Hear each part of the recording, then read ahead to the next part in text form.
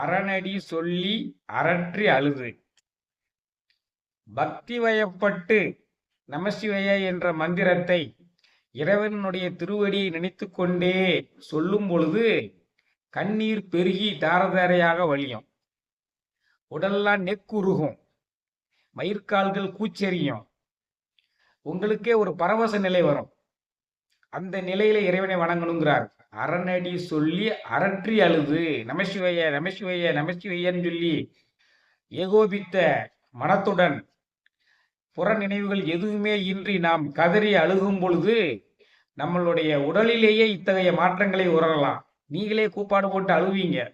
இறைவன் உங்களிடம் ஆட்கொள்ள வரக்கூடிய நேரத்துல. அதான் அறநடி சொல்லி அரற்றி அழுது.